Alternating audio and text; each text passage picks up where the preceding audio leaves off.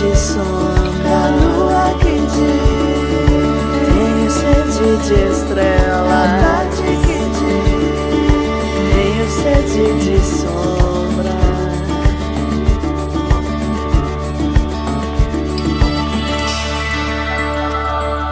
Adormecer. Tanto como maestro como la parte de padre. ¿Qué es el TDAH? Normalmente como padres se preguntan, hay que darle unos correazos, tenemos que maltratarlos, tenemos que pegar al niño. Están castigados, es lo que más se escucha. No, yo lo castigué, porque yo no salgo con mi hijo porque no me deja entender. O es la maestra la que la tiene agarrada, o sea, es la maestra la que me etiquetó al paciente. Ese niño está loco. O no, él no tiene nada. Él se parece al tío, al papá o un tatarabuelo que son así. Pero el paciente nunca tiene nada. Eso es lo que tenemos que estar atentos. Este niño nunca tiene nada. Ese muchacho es muy tremendo. Entonces, realmente no es un niño tremendo. Necesito que todos se lo metan en la cabeza. Tiene un trastorno que es un TDAH. Y requiere ayuda. Esto requiere ayuda, como lo dijo muy bien, de todos. Tenemos que conformar maestro, un enlace maestro-padres. Estos niños, la gran mayoría que han tenido mejoría, es cuando hacemos un buen enlace. Equipo multidisciplinario, el maestro y el padre. Como una cadena. Todos tenemos que ir unidos para poder ayudar. La ignorancia en este trastorno ha sido motivo de estigma social con las personas afectadas. ¿Y quiénes son los más afectados? Los niños. ¿Y quiénes son los niños? La base de la sociedad. Es un trastorno neuropsiquiátrico caracterizado por un déficit de atención inadecuado, un aumento en la impulsividad y un aumento en su actividad motora. Lo más importante es que es multifactorial. ¿Qué significa eso? Tiene varios componentes. Hay un componente hereditario, hay componentes psicosociales, culturales y ambientales. Voy a repetir varias veces el concepto porque es importante que los manejemos, porque tenemos clave en esto, que es crónico, que se inicia en la infancia y se caracteriza por tres cosas importantísimas: inatención, hiperactividad e impulsividad. ¿Qué es lo que nos caracteriza eso? Que puede estar predominante uno o dos de la sintomatología o puede ser combinado. Y lo importante es que afecta el desempeño de ese niño en la parte escolar, en la parte ya de su ambiente social y hasta en otras actividades que realice fuera del colegio. Eso es lo que tenemos que recordar. Una primera descripción fue realizada en 1902. ¿Por qué es importante que esto todos lo sepamos? Porque muchas veces cuando un padre, la maestra, se comunica y le dice tu hijo tiene tal condición o tal comportamiento en el colegio, lo primero que te dice la mamá es eso es un invento nuevo, o de los médicos o de los maestros, y no podemos caer en esto porque la ignorancia es lo que cae en este problema. Los niños tienen, antes, ¿cuál fue la definición? Una falta de atención que nos lleva a trastornos conductuales. ¿Y qué eran estos trastornos conductuales? Conducta desafiante, que eran pacientes desobedientes o niños desobedientes, niños agresivos, que presentaban crueldad, que tenían actitud rencorosa, que se dispersaban y que no acataban las órdenes. Esa fue la primera definición que se dio. Entonces, los elementos importantes del concepto que tenemos que recordar: es un trastorno neuropsiquiátrico, la atención es inadecuada, el paciente tiene impulsividad e hiperactividad y es multifactorial. Eso es lo que realmente tenemos que recordar. Nos encontramos aquí todos. Hoy en día los especialistas nos encontramos, nos vamos para el norte, para el sur, para el este o para el oeste. No, señores, tenemos que agarrar un solo camino, todos agarrados de la mano, porque como lo dijo la señora hace rato, los niños son la base fundamental. Si no tenemos amor que dar, ellos no van a ser niños o adolescentes que van a querer dar amor. Si no tenemos niños con buenas bases sentimentales, bien, con una buena autoestima, vamos a tener fracasados en el futuro y vamos a tener bastantes problemas en la sociedad. Y hasta como maestros, porque somos el segundo hogar, lo que damos a reconocer o no. Nuestros maestros son nuestros segundos padres. Nos conocen tanto y nos llegan a conocer tanto como nuestros padres biológicos. Entonces, a seguir un solo horizonte. Otro de los factores que tenemos que recordar que están muy involucrados en esto son los factores genéticos. Podemos tener padres con TDAH que tengan una herencia, una parte genética, más no lo es todo. Los procesos ambientales se hablan en algunas teorías de la parte del plomo, de la contaminación de ciertos metales que te pueden dar estas conductas, alteraciones en la dieta, y esto es importante, más que una dieta en específico, restringir al niño son los azúcares, lo que está comprobado que le hace daño.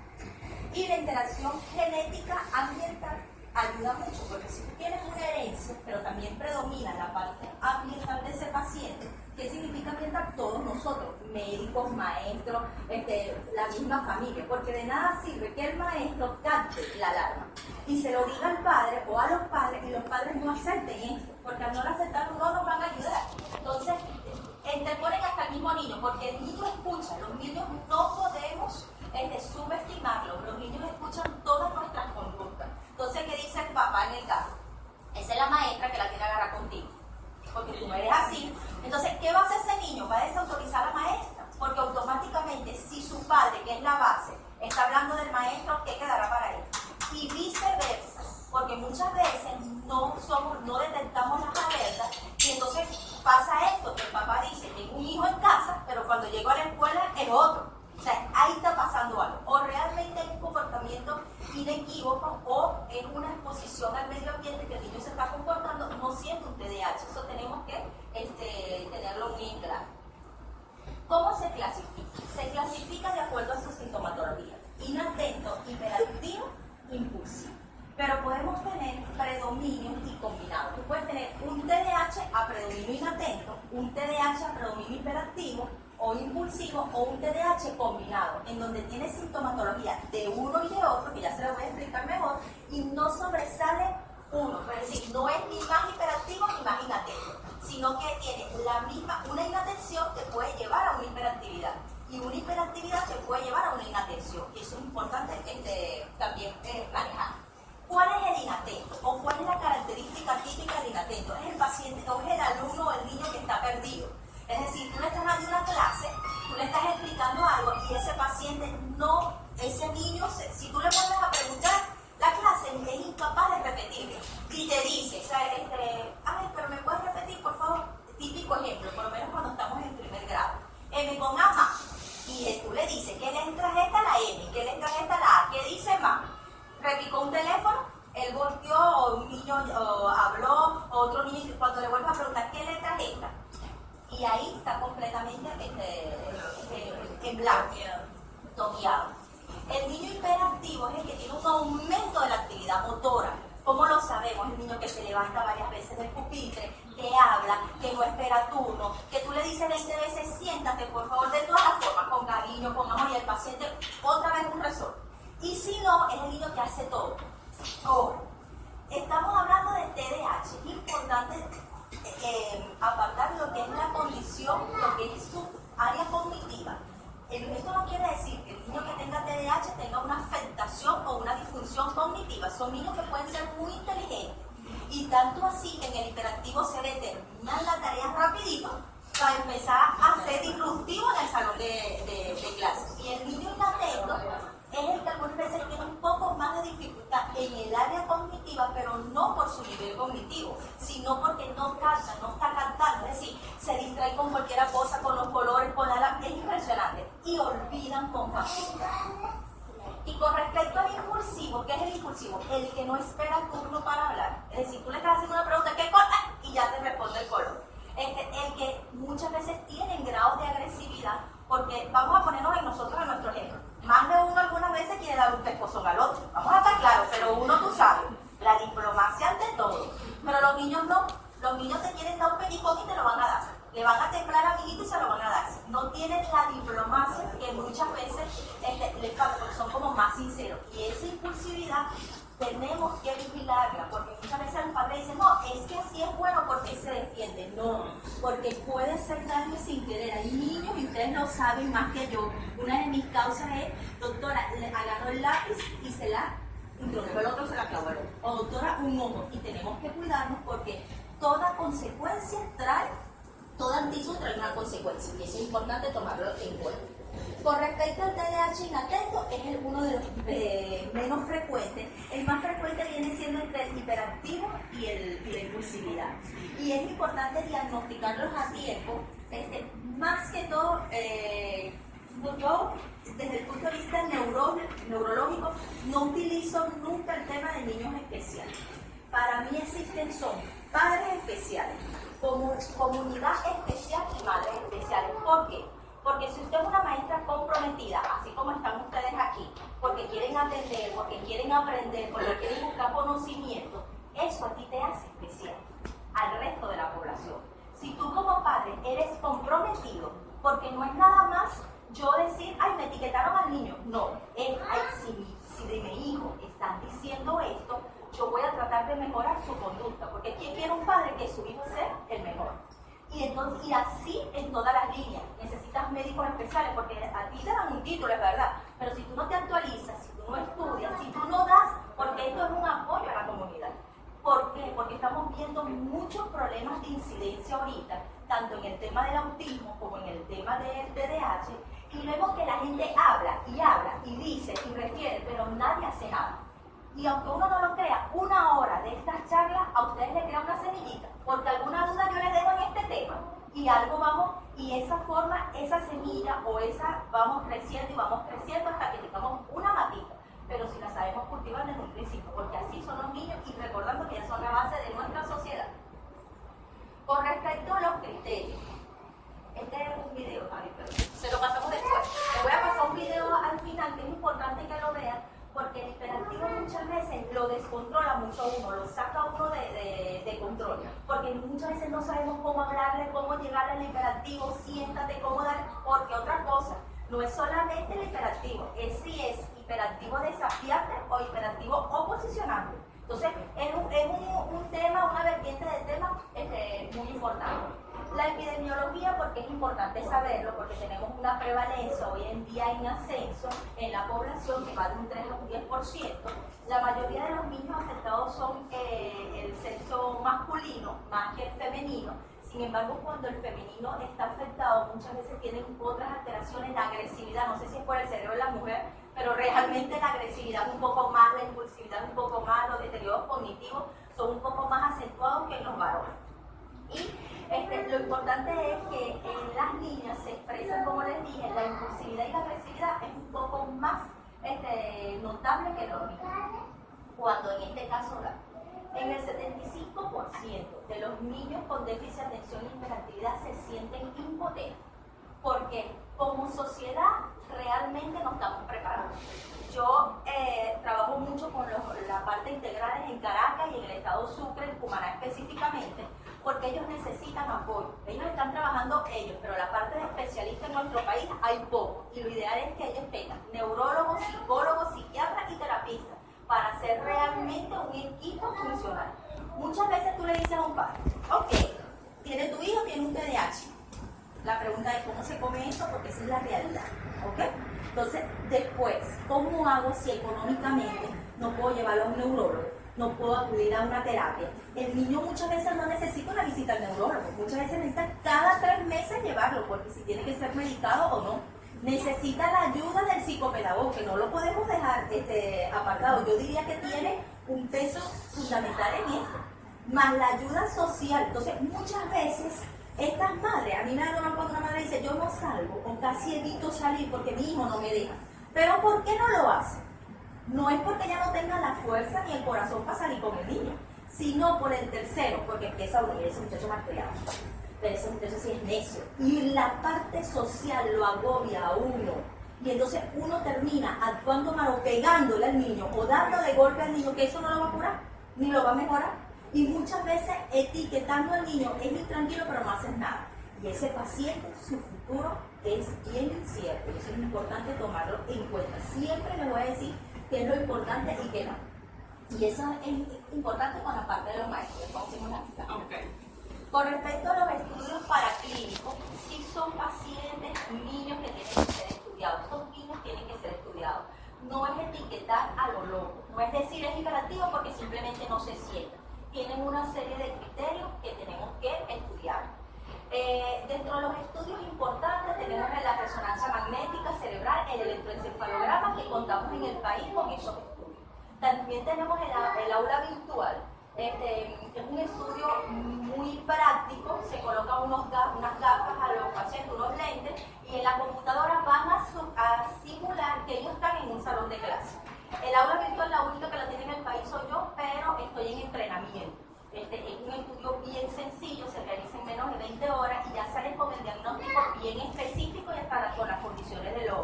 de los maestros y de los padres qué es lo que deben de hacer. Y la parte de los exámenes de laboratorio, porque pacientes con hipertiroidismo, pacientes con otras enfermedades neurológicas que hemos visto que pueden tener ciertas condiciones de hiperactividad o inatento y se están etiquetando dentro de una condición que no deberían de estar. Es importante recordar en las crisis o en el inatento, uno de los diagnósticos diferenciales es la crisis de ausencia y simulan igual a un paciente inatento. La única diferencia es que el paciente queda con mirada fija y en ese momento no habla. Tenemos que percatarnos de eso y por eso la importancia de la evaluación neurológica, porque de eso va a determinar o de eso va a depender si hay una crisis de ausencia, automáticamente tiene que ser medicado.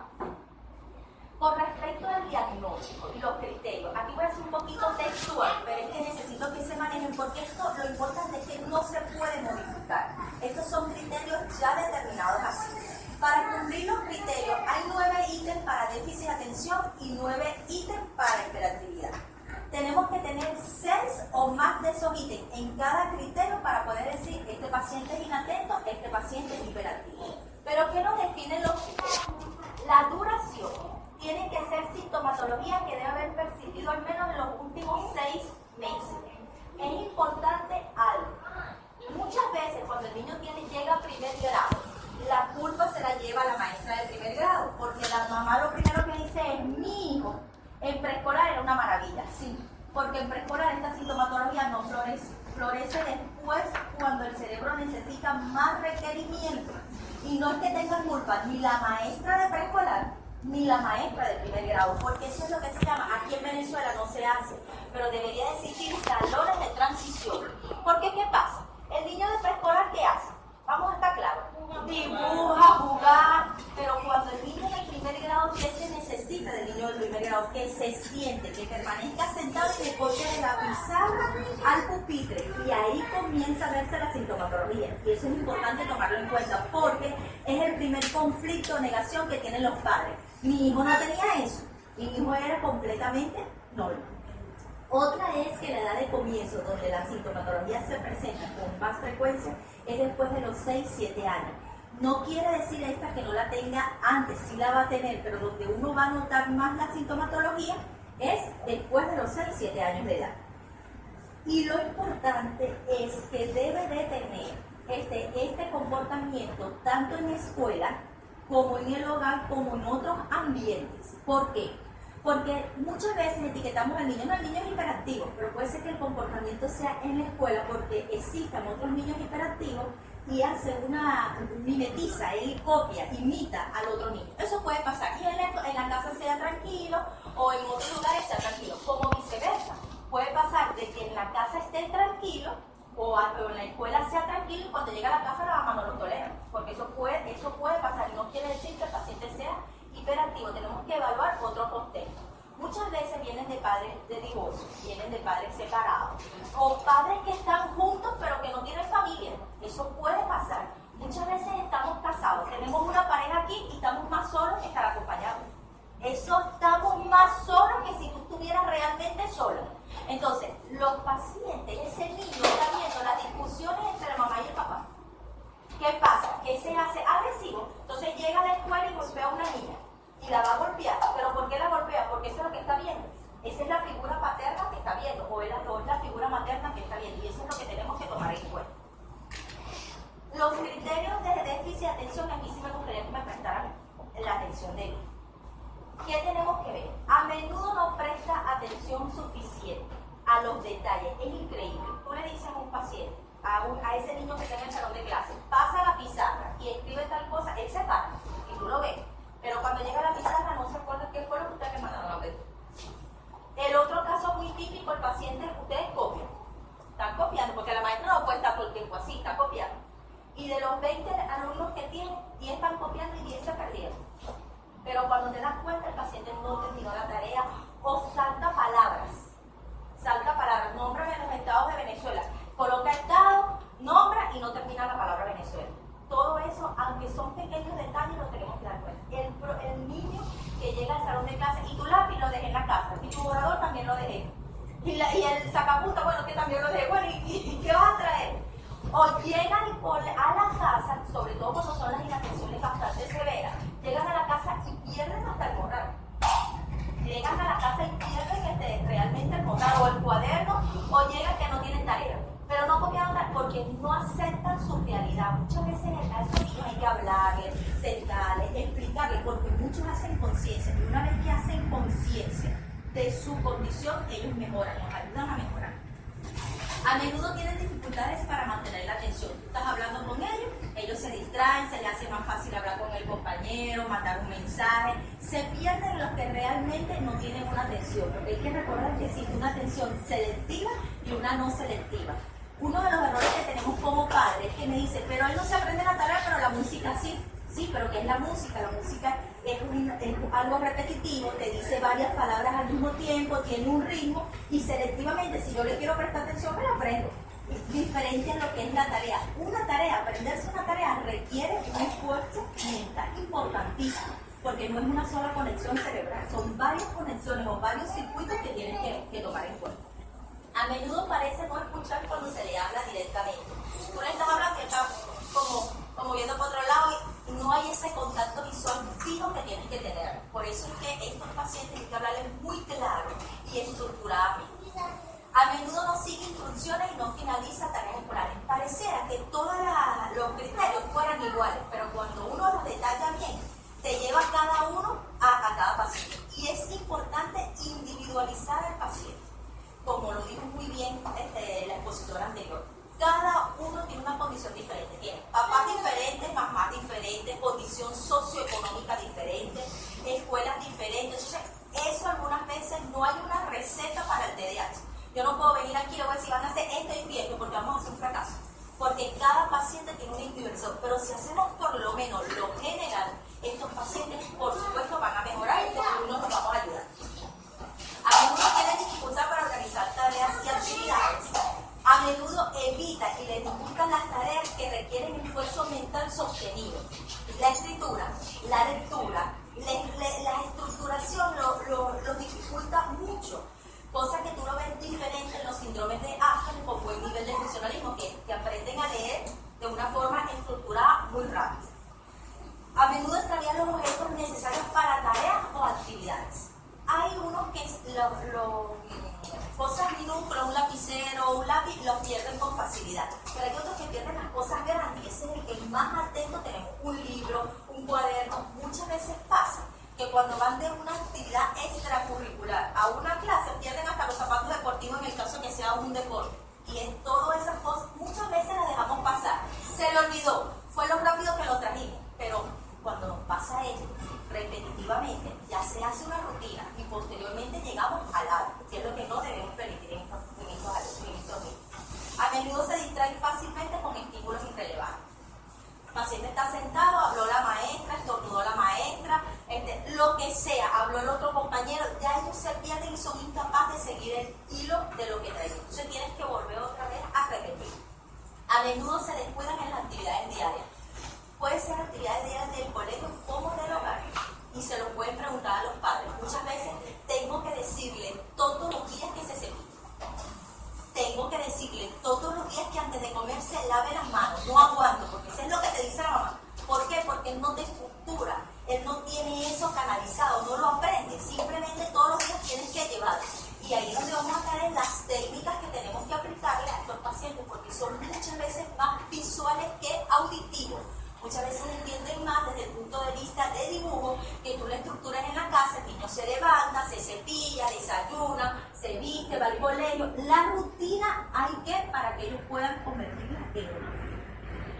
Y con respecto a los criterios de hiperactividad, a menudo se mueven en exceso. Un paciente que parece un motor, no se para. Y hay algo, existe la hiperactividad física, pero también tenemos una hiperactividad mental. Es el paciente que de repente está sentado, no se está moviendo, pero mueve las manos o está pensando en lo que tiene que hacer y no lo deja concentrarse. Es decir, cuando llego ahorita voy para el curso de computación y del curso de computación voy para el béisbol y entonces tengo que comer, tengo que ver las comiquitas.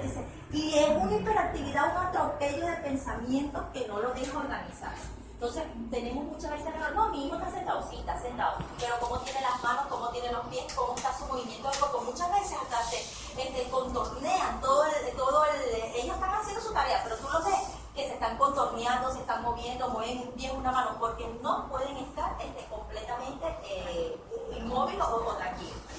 A menudo abandonan su asiento en la clase, esto es lo más frecuente que vemos. Yo creo que esta es una de las características porque no pueden permanecer en el mismo sitio. Tienden a levantarse o a pararse varias veces. A menudo tienen dificultad para jugar. No terminan los juegos. Comienzan a jugar algo, pero entonces ya se paran y se levantan y muchas veces van, brincan, saltan y no terminan de concretar qué es lo que están realizando.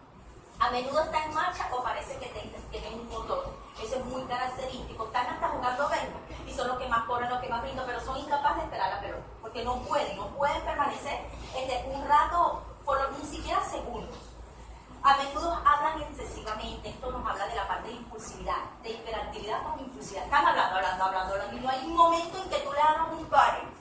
Y lo otro es cuando tú le estás haciendo una pregunta, no terminan, ellos no esperan que tú le hagas la pregunta, porque ya ellos te están respondiendo, sí, no esperan turno, es el paciente o el niño que tú lo tienes aquí, entonces estás empezando a repartir una galleta, y él yo, y no es porque tenga hambre, es la impulsividad lo que hace que tenga esa conducta.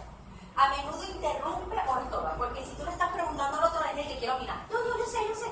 Entonces, no dejan que los demás interactúen y quieren ser como siempre líderes de ese banco.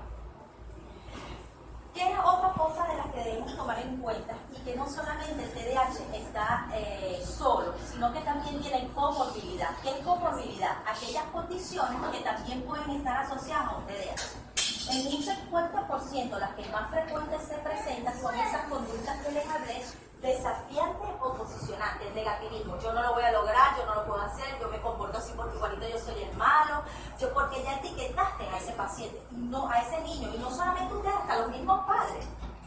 El trastorno de conducta en todo su esplendor, agresividad, intranquilidad, este paciente es sumamente agresivo que no se les puede decir nada, pacientes que tienen trastornos de ansiedad, después que se comen las uñas, quieren comerse la merienda antes que llegue la hora de la merienda, así han comido la merienda, se quieren comer del compañero, y eso es de verdad bastante, las comorbilidades son bastante aterradoras y tenemos que estar pendientes, porque si no las sabemos atacar, si no sabemos que eso puede ser una parte de la condición, van a ser pacientes que van a ser el doble de etiquetados. En los frecuentes hasta un 50% tenemos trastornos del desarrollo de la coordinación, porque muchos de estos niños tienen alteración de la motricidad fina. Entonces les cuesta tomar el lápiz, les cuesta hacer una copia, les cuesta copiar de la pizarra. Y si eso no lo tratamos y no lo ayudamos, por muy inteligente que sea el niño, no me va a evolucionar, no me va a avanzar. Los trastornos específicos del aprendizaje, que son muchísimos, pueden tener acalculia, pueden tener dificultad para reconocer los números, las letras, pueden tener dificultades de dislexia. Entonces, esto no es tan sencillo como algunas veces uno cree, porque muchas veces creemos que solo la hiperactividad aislada y la inatención. Muchas veces el mismo trastorno del aprendizaje te conlleva este TDAH.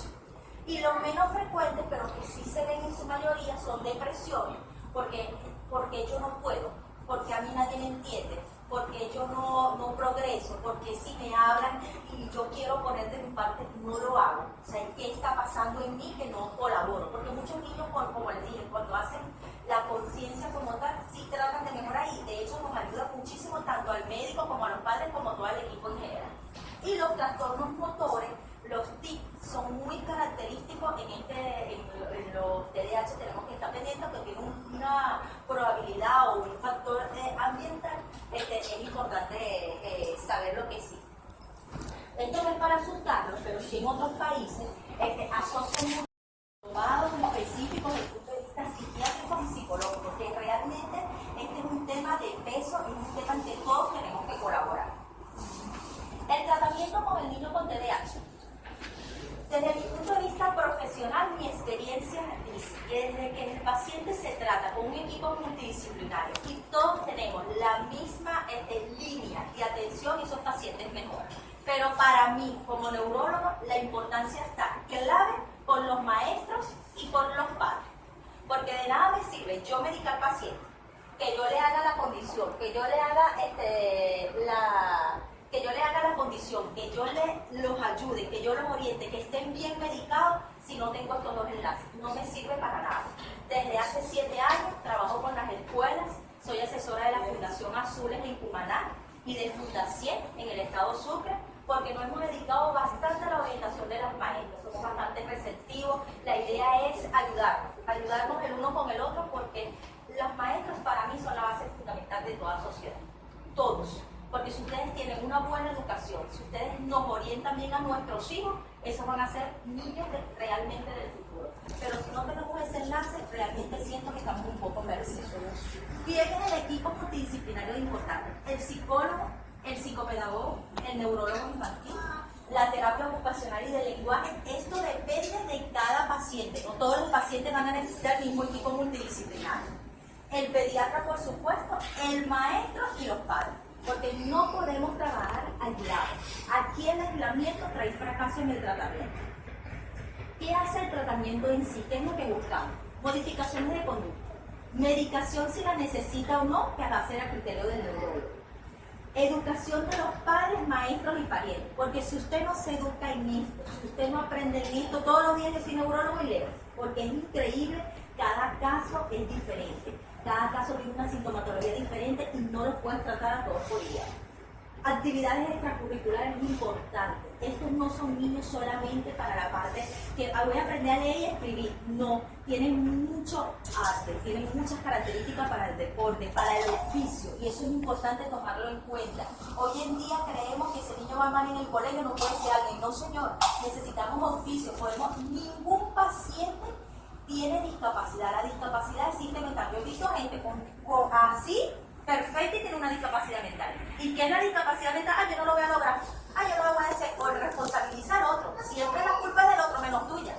Y muchos de nuestros pacientes con discapacidad llegan a ser grandes personas, porque todo es tu mentalidad. Si usted cree que lo va a lograr, usted lo logra. Pero si usted se limita desde un principio, mire, así usted esté conforme, completo, no va a lograr. Y ese es el mensaje que quiero que salga de aquí.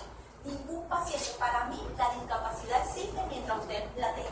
Y mientras usted crea que la tenga. Porque si usted decide, yo no la voy a tener y voy a salir adelante, usted puede ser un emprendedor de primera. Apoyo escolar. Insistir en las materias que tengan dificultades. Muchas veces veo al revés. Veo que si el paciente es bueno en matemáticas, más matemáticas se le da. Pero no, si ya sabemos que maneja los números, tenemos que ir al área donde tenga más dificultad. Y las intervenciones discutibles, que son las dietas. Yo sí he apuesto mucho, y en mi práctica profesional tengo la experiencia en donde, retirando los azúcares de los niños por un tiempo, vemos la mejoría de estos pacientes.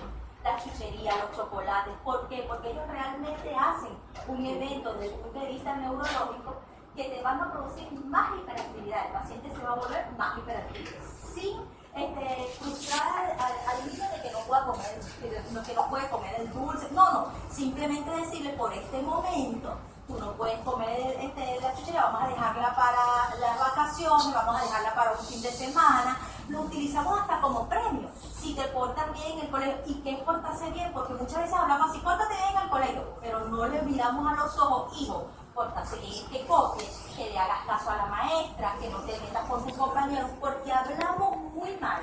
El venezolano todo es: pórtate bien. ¿Y qué es portarse bien? Porque muy claro lo digo, lo que muchas veces es normal para mí no es normal para ti, dependiendo de mis creencias y dependiendo de mi sociedad de donde yo vengo. Entonces eso es importante, importantísimo tomarlo en cuenta para el paciente. Yo aplico mucho esto en mi consulta, y también se lo digo que ustedes lo practiquen como maestro, porque nos ayuda. El mensaje del yo. El paciente ese niño tiene que saber que tiene una condición. Eso no es etiquetarlo. Yo tengo una condición de tal cosa, porque mi conducta va a llevar una consecuencia, porque muchas veces queremos tapar el dedo como un sol, el sol como un dedo. Entonces, ¿qué pasa? El paciente dice: bueno, como yo soy hiperactivo, me voy a comportar así. No, la idea es que tú mejores tu conducta. Entonces, mediante este tipo de mensajes informamos a nuestros hijos el sentimiento por su comportamiento y las consecuencias de él. Un ejemplo: yo me siento triste cuando rompes el reloj porque tengo que comprar otro. ¿Cuál es el sentimiento ahí? Yo me siento triste como madre. Yo me siento triste como maestra porque mi expectativa de aprendizaje tuyo no ha sido el adecuado. Entonces, ¿quién es el que está fallando, tú o yo? El comportamiento, tu comportamiento. Corriste y rompiste esto. Saltaste y rompiste esto. Tu comportamiento me lleva a una consecuencia. Que tengo que comprar, que tengo que pagar el médico a ese niño que tú dañas. ¿Por qué es así? no reforzando la conducta o instigando. Con que tú practiques esto, él va a aprender. Porque no es instigar a la pregunta que hiciste, porque ahí tú tienes que devolverle la pelota. Porque los niños como tú inteligentes o los niños como tú queridos no tienen que tener este comportamiento. Y vas reforzando la parte positiva, porque no nos podemos acostumbrar solamente a lo negativo. Muchas veces hablamos, no hagas esto, ¿por qué tú? ¿Por qué? Y empiezas con la pelea de, el muchacho no te va a parar porque el inatento se va y el hiperactivo va a salir corriendo. Así de sencillo. La idea es que aprenda y que tú le digas, los niños como tú, los niños inteligentes, los niños queridos, siempre con amor conseguimos mejor desde el punto de vista neurolingüístico. Las cosas positivas que las cosas negativas. De hecho, donde yo normalmente hago los cursos, que es en España, ellos te hablan de no utilizar el no. Muchas veces todo es no toque, no esto. Pero desde el punto de vista cerebral, el cerebro, a ustedes, vamos a hacer un ejemplo aquí. Yo les digo a ustedes ahorita que no pueden tomar café y aquí, así ustedes no tomen café, les va a dar ganas de tomar café. Porque el cerebro de por sí es desafiante. Entonces, ¿qué es lo ideal? Sin correr, sin tocar, el sí, que a la vez va a ser una negatividad, pero vas a lograr el mismo objetivo. Porque si tú le empiezas a decir a ese niño siempre no, va a tener no como un choque. Pero si tú le dices sin tocar, es el mismo no, pero de una forma afirmativa. No toque. Porque si estás tocando, te va a hacer. Porque nos acostumbramos mucho a reforzar las conductas negativas en este tipo de niños. Los medicamentos para tratar el TDAH solamente se los traje como para conocimiento general, son los estimulantes y los estimulantes. Tenemos entre esos la estrategia, que es conocido como atomocetina. No todos los pacientes tienen que ser, o todos los niños tienen que tratarse como pacientes y ser medicados. La medicación es un porcentaje que se puede colocar, mas no es la solución en este tipo de condición. Y quería traerle la parte de los medicamentos porque es importante que ustedes como maestros me manejen los efectos secundarios. Porque muchas veces los padres omiten que el niño está medicado. ¿Okay? Y entonces el paciente comienza a presentar vómitos, se duerme en el salón de clase, puede tener dolor de cabeza, puede tener efectos diferentes, puede comenzar a llorar, se puede volver más irritable porque estás colocando el medicamento para alcanzar para mejorar una condición y resulta que la puedes empeorar. Eso puede pasar porque no todos los cuerpos son iguales. Y la pérdida de peso, y estos pacientes, una de las características con este medicamento es la pérdida del apetito. Dejan las loncheras tal cual como las trago, la comida que llevo. Entonces, si uno como maestro no sabe que este paciente está medicado, podemos caer en preocupación innecesariamente. Porque primero, si ustedes saben y presentan ningún efecto secundario, ustedes se lo dicen al padre y el padre lo comunica al médico. Pero muchas veces ustedes no saben, lo toman aquí como que les cayó el jugo mal o se sintió mal y de repente no lo vieron necesario comunicárselo al padre. Y el padre no se lo comunica nunca al médico y el paciente está presentando efectos secundarios de la medicación. Es importantísimo tomarlo en cuenta. La medicación es la primera opción en el manejo terapéutico, más no en el manejo de la condición per se. Y la medicación no cura el trastorno, sino que controla los síntomas temporalmente para que tú puedas estructurar y canalizar a ese niño y podamos ayudarlo en su condición, porque él al final tiene que ser conciencia. Y una de las preocupaciones como padre es: mi hijo va a estar medicado para toda la vida. No, si hacemos las cosas bien y si lo ayudamos. ¿Okay? El TDAH es importante recordar que es crónico, que se manifiesta a lo largo de toda la vida, que puede afectar tanto a adultos como niños. Lo que pasa es que en la infancia es lo más notorio, pero muchos de nosotros tenemos TDAH y nadie se percata. La gente fracasada, los divorciados, los que nunca esperan turno.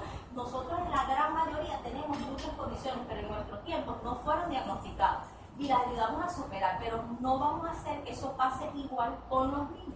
Hay mucha ignorancia en la población, me disculpan la palabra, pero pasa mucho que dicen: no, su tío fue así, yo voy a dejar que eso sea. Los tiempos han cambiado, estos son tiempos competitivos, tenemos que hacer que nuestros hijos sean competitivos de una buena línea, para que ellos se puedan valer por sí solos, porque estamos acostumbrados a que los hijos son tuyos a permanecer contigo. No, señor, el hijo se tiene que exponer a la sociedad.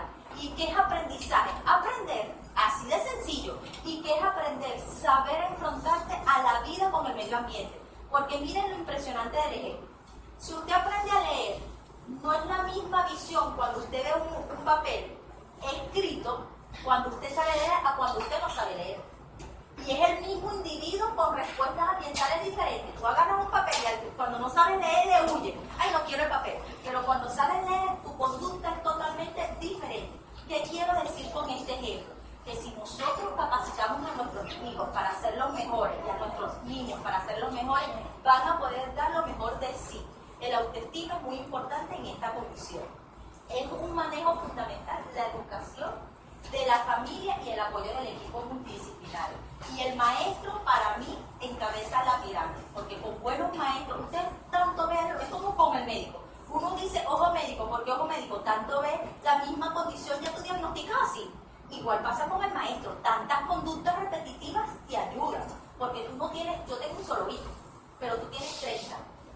Como maestro yo no tengo un solo hijo, como médico yo no tengo un solo hijo, yo tengo todos los hijos de todito porque es la preocupación si se le subió la fiebre, si consiguió el medicamento, si tengo que ajustarlo o no. Y el maestro igualito tiene sus hijos más todo el salón de clase porque eres responsable durante esas 6 horas del paciente, de ese niño, de si corre, de que si no, que si aprende o no aprende, porque tú no estás aquí porque te están pagando un sueldo, no.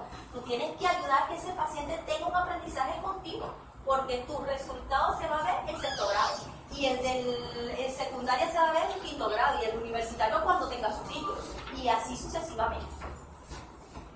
Entonces, no dejas de hablar a los compañeros, no me haces caso, no me haces caso en clase, no te sientas, no puedo salir contigo, esos son todos los ejemplos. Soy hiperactivo, no muerdo. Aquí no hay que tenerle miedo a eso. Aquí hay que confrontar esto, aprender, cada día estudiar más, cada día individualizar, hacer preguntas. Mira, llegó la doctora, y le voy a hacer la pregunta, que ella está dispuesta a ayudar. Llegó el equipo, vamos a buscar equipo, vamos a ayudarnos, vamos a integrarnos, porque para eso existe la integración y tenemos, como explicaron muy bien anteriormente. Si nos integramos, si aprendemos, ayudamos cada día más. TDAH en el aula. ¿Qué pasa? El rendimiento escolar es lo que más se afecta y es lo que completo, y esto es importantísimo. La negación, yo acepto la negación, los primeros 3 meses está bien, los primeros 6 meses, pero una negación permanente es más el daño y el perjuicio a ese niño que los beneficios que puede tener. La mejora del comportamiento del niño en el aula, lo que yo les decía, si es un niño tratado, si tiene un equipo multidisciplinario, si el mismo paciente, niño, pone de su parte, vamos a tener mejoría, porque hay muchos niñitos que te dicen, ay, anotan aquí, si es verdad maestra, yo me pierdo, ayúdenme. O el imperativo te lo dice, no, ya yo conseguí, si yo me siento y muevo esta pierna bastantes veces, yo no me tengo por qué parar. Ellos buscan, ellos mismos van buscando las alternativas hasta que van canalizando su condición. El control de los efectos negativos en el comportamiento del niño que puede tener sobre los otros. Si evidentemente tenemos niños con condición y tenemos niños que no tienen una condición diagnóstica o que no la tengan, evidentemente muchos de los pacientes con hiperactividad van a ser disruptivos para esos otros niños. Entonces eso también hay que ver cómo es el manejo de mis otros alumnos con respecto a él. Ese es el éxito. Bueno, muchísimas gracias.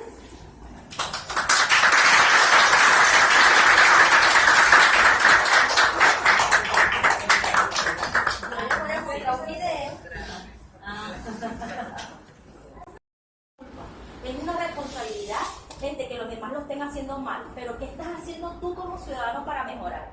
¿Qué estás haciendo tú como venezolano o qué estás haciendo tú para mejorar con ese ciudadano, con ese niño? ¿Cuál es tu aporte? ¿Cuál es el aporte que tenemos que hacer? ¿Cuál es el aporte que tenemos que dar? Si damos cada uno lo mejor de nosotros, podemos ser un mejor país y podemos tener niños realmente competitivos, evitarnos esas etiquetas de condición y sin condición, porque realmente podemos dar lo mejor. Muchas veces no tenemos el recurso económico, pero tenemos el ímpetu, queremos las ganas, queremos hacer, queremos ayudar y podemos lograr y construir más. Realmente no nos quedemos con esta semilla, vamos a cultivarla, vamos a sacar una plantita de esto para ver qué fruto nos da, porque ese es el resultado es eso, gente que se comprometa a hacer, no es yo soy maestro porque soy maestro, yo soy médico porque tengo un título, no, demuestra realmente lo que eres. Vamos a demostrar que somos venezolanos y que realmente podemos. que tenemos con qué y que no solamente es por nuestros regalos naturales que Dios nos dio, sino también por nosotros como personas, porque queremos un mejor país y podemos tener un mejor país. Gracias.